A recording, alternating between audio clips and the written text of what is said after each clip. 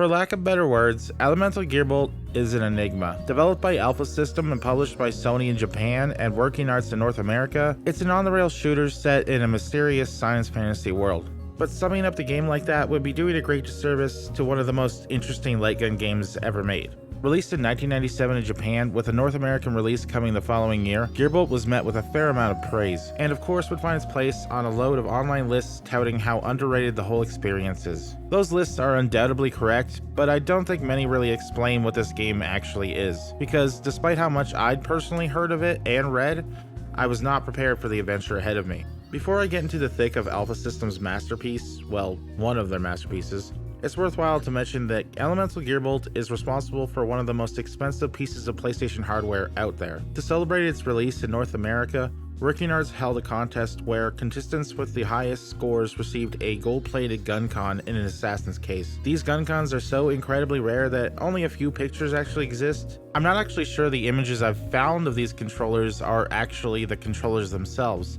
Admittedly, if these pictures are real, they look a little cheap and at the time were probably just a fun novelty. I wonder what's become of them though, or if those who still have them actually realize how much they might be worth.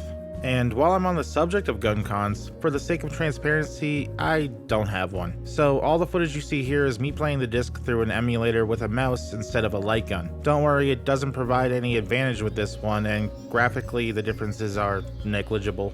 Describing the general gameplay of Elemental Gearbolt is almost wholly unnecessary. It's through and through a light gun game. Rather than ammunition, players are given a selection of 3 magical attacks that represent standard, rapid, and spread fire. Playing the game is as simple as pointing at the screen and learning enemy patterns. It's a rather tricky game compared to most other light gun shooters, however. Mastery is required since it isn't one of those ports where players can just spam unlimited credits. Gearbolt steps this up a little too, as to see its most exciting stages, a player must play through the entire game on at least normal difficulty, which probably doesn't seem like much these days, but normal difficulty back in 1997 was like hardcore difficulty in 2023. You can literally start the first stage and die within 30 seconds if you're not careful.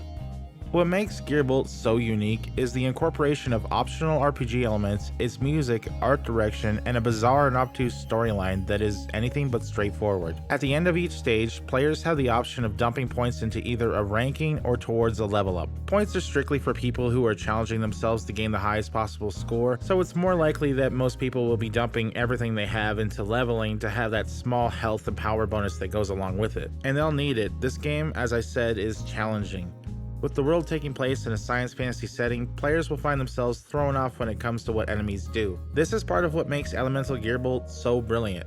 At times, one might find themselves being hammered down by a mech, only to later have a giant armored monster shoot a missile at them. The world of Elemental Gearbolt has been designed so that it's completely alien, overflowing with fantastical and deadly surprises. One should not be surprised to go from fighting monsters through a forest and sea temple, only to eventually find themselves fighting against a massive battleship merely stages later. Famed anime director Rintaro of Metropolis and Galaxy Express 999 fame brought forth his creative flair for the game's music and animated cutscenes. Though he did not write the story, that credit instead going to Yuri Shimomura, Rintaro managed to convey the game's complex, downright confusing storyline in a way that keeps players invested, even if they're not quite sure what's going on. The game's storyline is told through a selection of seemingly unrelated scenes that happen between stages. It's a lore-heavy affair and demands quite a bit of digging and attention to truly understand what's going on. In 1997, this was likely to Gearbolt's detriment. However, in 2023, an age where many players absolutely love uncovering the subtleties of esoteric storylines, the game's narrative fits right in with something like Dark Souls or Bloodborne. Now, in all likelihood, I'm going to be massacring this name, so bear with me. Kei-Nova, who composed loads of anime soundtracks, lent a hand to the game's music. And as you can probably guess, it's good. It's unbelievably good, actually. When fully orchestrated soundtracks appear in these older PlayStation games, it never ceases to amaze me. Not even Square had the goal to consecutively bless some of their biggest releases with music of this caliber. So when it pops up in a light gun game, I barely even know what to say about it. So here I go again. It's good. How exactly does someone conclude a review about a game like this? Elemental Gearbolt is alien, bizarre, and original. Who would even think about making a light gun game in a science fantasy world? It's like peering into the depths of a long-forgotten imagination. It contains so much that has been lost for animation and gaming. It's a reflection of a time where originality was paramount, and new meant something birthed from the ground up, not built on the skeleton of a previous year's successes.